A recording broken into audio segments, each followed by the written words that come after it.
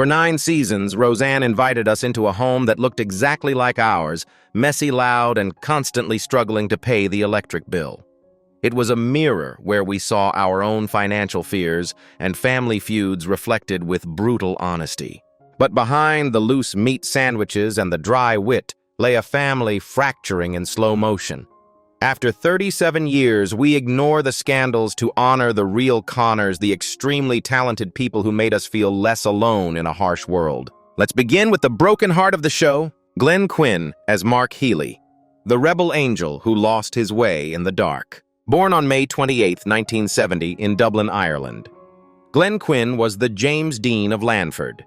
Joining the cast at the age of 20, he played Mark Healy, the leather-jacketed, dim-witted but fiercely loyal boyfriend and later husband of Becky Connor. To the audience, Mark was the misunderstood bad boy with a heart of gold. With his brooding good looks, Irish charm hidden behind an American accent, and an innocent smile, he became an instant heartthrob. He wasn't just a side character, he was the protector, the guy who would stand up to anyone for the family he loved. He represented the optimistic spirit of youth, a kid trying to survive the working-class grind with nothing but his hands and his heart. However, the quiet tragedy of Glenn Quinn is one of the most heartbreaking stories in sitcom history. Beneath the handsome exterior, Glenn fought a lonely battle against demons that few saw coming. He struggled with the crushing weight of sudden fame and financial success, which led him down the dark path of drug addiction. He lived a double life, the beloved star on set and the lost soul off camera. After Roseanne and Angel ended, he faced the deep despair of a stalled career and the emotional solitude of addiction. He drifted away from friends and family, consumed by heroin, a cruel condition that steals the soul before it takes the body. It was a slow-motion tragedy, watched by helpless friends. The unspeakable pain is that the boy who played the survivor on TV couldn't survive his own reality. He died on a friend's couch alone, a future stolen by a needle and a broken dream. Glenn Quinn left this world on December 3, 2002, at the devastatingly young age of 32.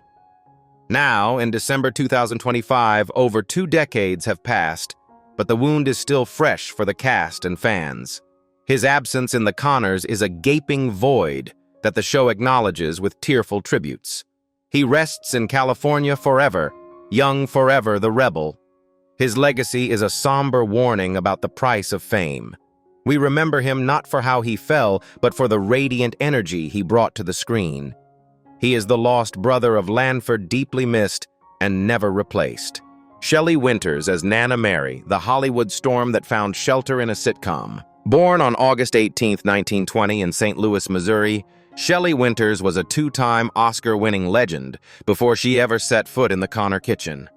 Appearing as Nana Mary at the age of 71, she brought a hurricane of charisma to the show. She was the only one who could silence Roseanne and intimidate Bev.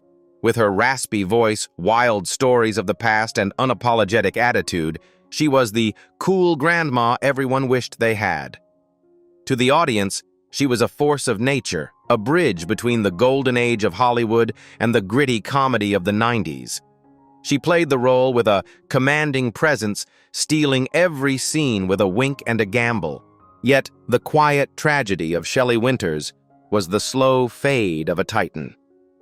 She lived the melancholic reality of outliving her era. Once the sex symbol who dated Marlon Brando and roomed with Marilyn Monroe, she spent her final decades fighting to be seen as more than just a caricature of an old woman. She carried the silent pain of a body failing a spirit that refused to age. In her final years, she faced the lonely reality of physical decline retreating from the spotlight she once commanded. There is a deep poignancy in watching a woman who once stopped traffic eventually struggle to walk. She married just hours before her death, a final act of a hopeful romantic, searching for connection until the very end. She was a lioness in winter, proud but weary, carrying the memories of a Hollywood that no longer existed. Shelley Winters took her final bow on January 14, 2006, at the age of 85, succumbing to heart failure. Today, in late 2025, she stands as a cinematic monument. Her role in Roseanne was her final victory lap, introducing her genius to a new generation. She didn't leave behind a tragedy of wasted potential, but a celebration of endurance. She taught us that you can grow old without growing soft. She rests now a legend who played the game on her own terms until the clock ran out. Ned Beatty as Ed Connor, the smiling salesman hiding a broken compass. Born on July 6, 1937 in Louisville, Kentucky, Ned Beatty was one of the most respected character actors of the 20th century. He stepped into the role of Dan's father, Ed Connor, at the age of 52. On screen, Ed was the charming, slick traveling salesman, the life of the party, who always had a joke and a gift for the grandkids. To the viewers, he seemed like the fun dad, a stark contrast to the grumpy Dan. He represented the old-school charm, a man who believed a smile could fix anything. His performance was a masterclass in nuance, playing a man who was lovable on the surface but deeply flawed as a father. However, Ned Beatty's character represented the quiet tragedy of emotional neglect. Behind the salesman's smile lay the silent pain of a man who didn't know how to truly connect with his son. In real life, Ned battled the struggle of the supporting man. Despite an Oscar nomination and roles in Superman and Deliverance, he often felt overshadowed, known as that guy rather than a star. He carried the professional frustration of being incredibly talented but rarely the hero. In his later years, he faced the lonely battle of aging in an industry that discards the old. He quietly retired, withdrawing from the noise of Hollywood to find peace living a private life far removed from the cameras. He was the workhorse who carried movies on his back, often without the applause he deserved. Ned Beatty passed away peacefully on June 13, 2021, at the age of 83. Standing here in December 2025, his absence is felt deeply by those who appreciate the craft of acting. He left no scandals, only a library of brilliant performances. His legacy is one of quiet excellence. He reminds us that the most important people in the story aren't always the ones on the poster. He was the father figure who, despite his flaws, remains an unforgettable part of the Lanford landscape. Sandra Bernhard as Nancy Bartlett, the unapologetic provocateur who broke the mold. Born on June 6, 1955, in Flint, Michigan, Sandra Bernhard burst into Lanford like a stick of dynamite. Joining the cast in 1991 at the age of 36, she played Nancy Bartlett, one of the first openly bisexual recurring characters in sitcom history. With her unique beauty, sharp tongue, and distinctive voice, she was the antithesis of the traditional sitcom neighbor. She was bold, self-absorbed, and utterly confident, a symbol of resistance against the conservative norms of the time. To the audience, Nancy was the spice in the stew, the eccentric friend who refused to apologize for who she was. She represented a groundbreaking shift in television, forcing America to look at sexuality through a lens of humor and humanity. However, being a pioneer comes with a heavy price. Sandra Bernhard lived the lonely reality of the iconoclast. For decades, she walked a tightrope between being celebrated and being misunderstood. Her aggressive, uncompromising style often alienated the mainstream, leading to periods of professional isolation. She fought a silent war to be taken seriously as an artist and singer rather than just a shock comic or Madonna's friend. Beneath the armor of sarcasm lay a deep sensitivity, a woman searching for genuine connection in an industry that preferred to treat her as a spectacle. She carried the emotional strain of being the perpetual outsider, the one who was too much for some and not enough for others. Her tragedy wasn't a fall from grace, but the solitary burden of paving a road that others would walk on often without giving her the credit she deserved. As of December 17, 2025, Sandra Bernhard is 70 years old. She remains a fierce, radiant presence in radio and live performance, having survived the fickleness of fame with her dignity intact. She is a survivor of the culture wars, a woman who stayed true to her eccentric self when it would have been easier to conform. Her legacy is one of defiant authenticity. She taught us that being different isn't a flaw, it's a weapon, and sometimes the loudest voice in the room is the only one telling the truth. Natalie West as Crystal Anderson, the fragile flower trampled by the sitcom world. Born on January 23, 1956 in Grand Forks, North Dakota, Natalie West brought a heartbreaking sweetness to the chaos of the Connor household. Casting as Crystal Anderson, Roseanne's neurotic but kind-hearted best friend and later stepmother to Dan, she was the show's gentle spirit. At the age of 32, she played the eternal victim of bad luck with a poetic vulnerability. To the audience, Crystal was the lovable doormat, the character who made Roseanne look strong by comparison. She represented the fragility of the working-class woman who just couldn't catch a break, yet kept trying with a naive, hopeful, romantic heart. Her southern-tinged voice and wide-eyed innocence were the perfect foil to the sarcasm around her. But Natalie West's career embodies the quiet tragedy of the forgotten character actor.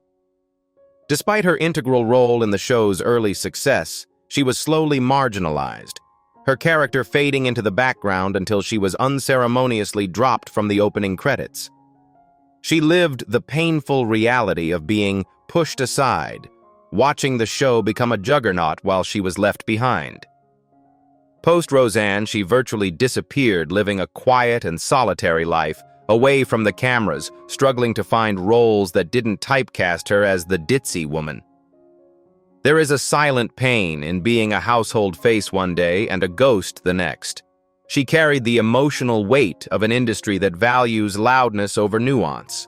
Her story is one of professional neglect, a talented theater actress who was used for laughs and then discarded when the narrative shifted, leaving her to navigate the shadows of a life after fame. Today, in December 2025, Natalie West is 69 years old. She lives a life of quiet dignity, largely returning to her roots in theater. Her brief returns to the Connors were a nostalgic charm for fans who remembered her worth. Her legacy is one of gentle resilience.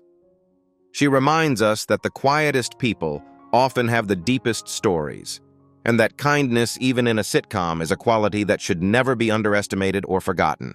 Michael Fishman, as DJ Connor, the silent son who faced an unspeakable nightmare. Born on October 22, 1981 in Los Angeles County, California.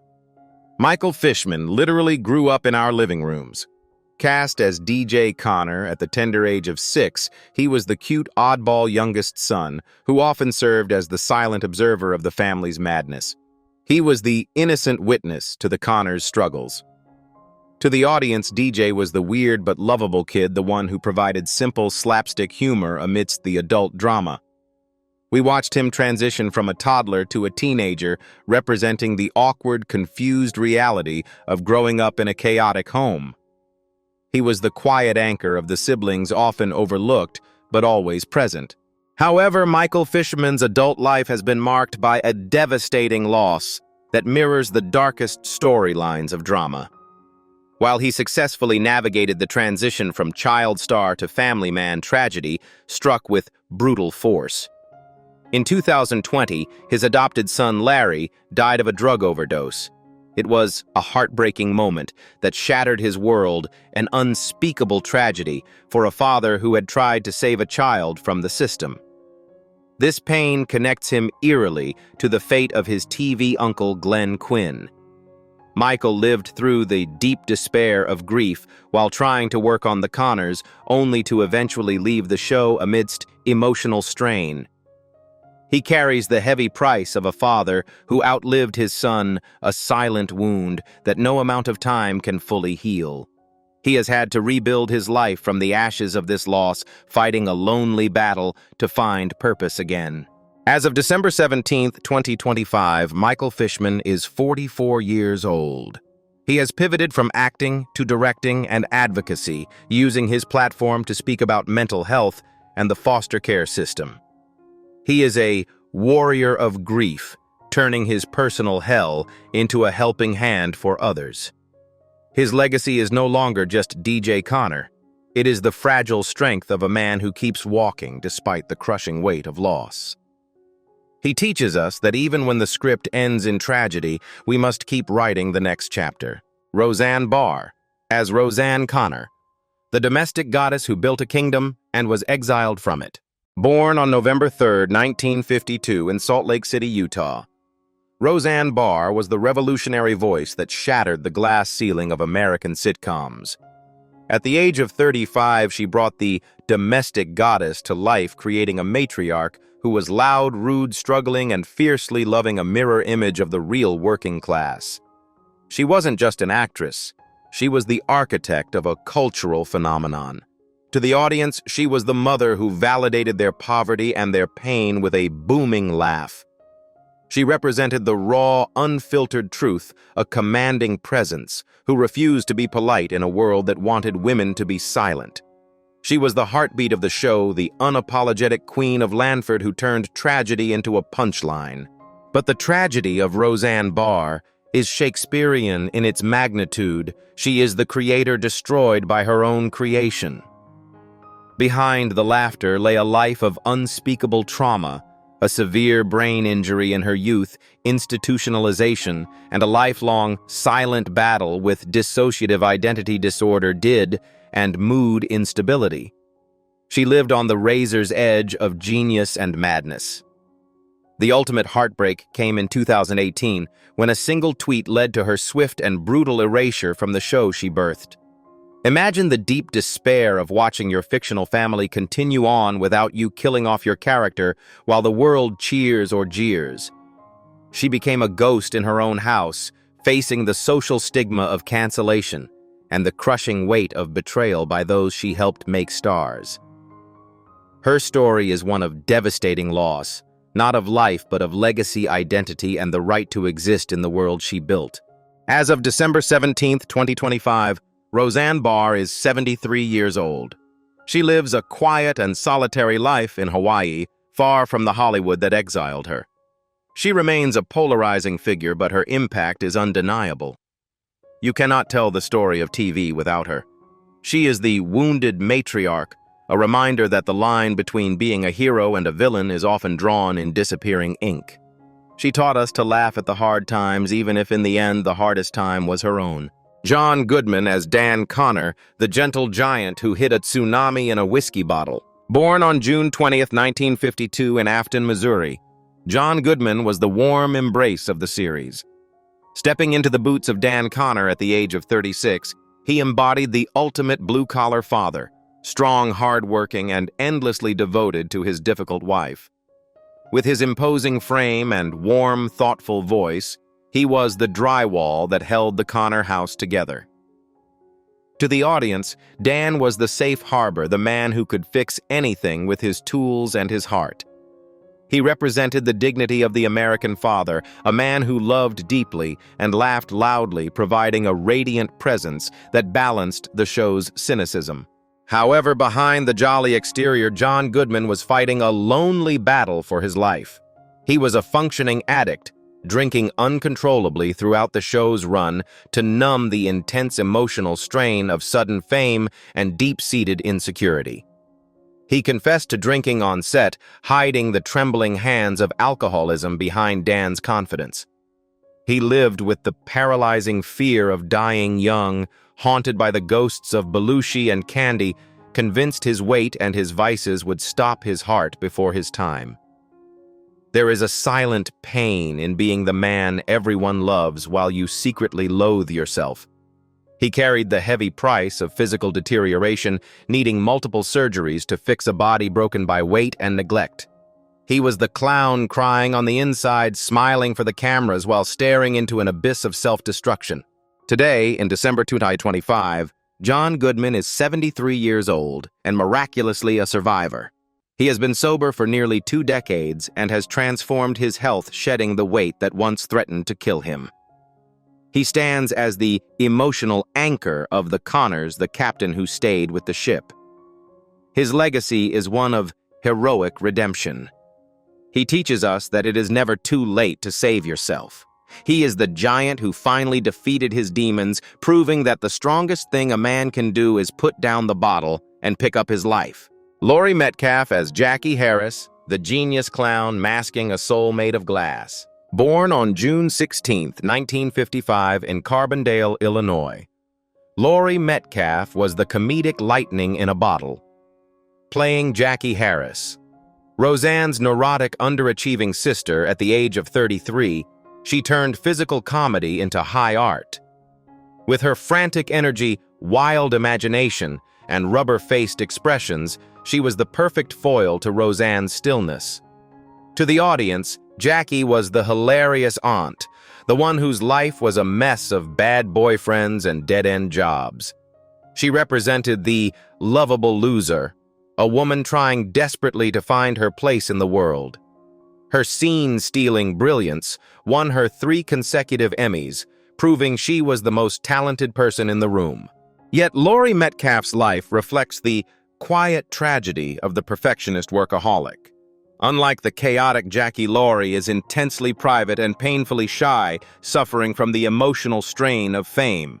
She poured her entire soul into her craft, often at the expense of her personal life, navigating multiple divorces and the lonely reality of being a single mother in Hollywood. The heartbreaking pivot came with the show's cancellation. She was forced into the cruel position of continuing the show without her on-screen sister and real-life mentor, Roseanne. It was an emotional tearing apart, like choosing between a parent and a child. She carries the silent burden of being the glue that keeps the fractured legacy together, acting through the grief of a broken family dynamic. She is the sad clown, using her immense talent to hide the cracks in the foundation, working relentlessly to avoid the silence. As of December 17, 2025, Laurie Metcalf is 70 years old. She is rightfully hailed as one of the greatest actresses of her generation, a titan of stage and screen. She continues to elevate the Connors with her poetic madness. Her legacy is one of enduring brilliance. She reminds us that laughter is often a shield, and that even the most fragile-looking people can possess a spine of steel. She is the aunt who stayed the laughter that refused to be silenced by the sorrow. Sara Gilbert as Darlene Connor, the girl in black who killed the queen to save the kingdom. Born on January 29, 1975 in Santa Monica, California, Sara Gilbert became the voice of a disaffected generation at the age of 13. As Darlene Connor, she wasn't just a sitcom kid, she was a cultural mood. With her mass of dark curls, flannel shirts, and sharp tongue, she dripped with sarcasm and cynicism. To the audience, Darlene was the coolest girl on TV, the anti-cheerleader who saw through the hypocrisy of the adult world. She was the intellectual anchor of the family, the dark mirror image of her mother possessing a dry wit that could level a room in seconds. She represented the angst and the hidden tenderness of the 90s teenager. But Sara Gilbert's story involves a heartbreaking personal and professional war. For years during the show's original run, she lived the silent struggle of hiding her sexuality, terrified that coming out as gay would destroy her career in a less tolerant era. She dated co-star Johnny Galecki to mask her truth, living a double life of fear. However, her greatest quiet tragedy came decades later. She was the architect who brought Roseanne back in 2018, only to become the executioner. When Roseanne Barr's scandal broke, Sara faced the cruel condition of having to fire her TV mother mentor and hero to save the rest of the cast and crew. Imagine the intense emotional strain of destroying the woman who made you a star. She bears the heavy price of that decision, the guilt, the broken relationship, and the burden of leading the Connors, while the ghost of Roseanne haunts every set piece. She is the daughter who had to sacrifice the mother to save the family. As of December 17, 2025, Sara Gilbert is 50 years old. She stands as one of the most powerful women in television, a survivor who turned her emotional wounds into leadership. She is no longer the cynical child hiding in the shadows. She is the matriarch. Her legacy is one of steel resilience. She taught us that sometimes growing up means making the impossible choices that no one else can make. Martin Mull as Leon Carp, the master of sarcasm who painted his own exit. Born on August 18, 1943, in Chicago, Illinois. Martin Mull was the perfect splash of acid in the Connor brew.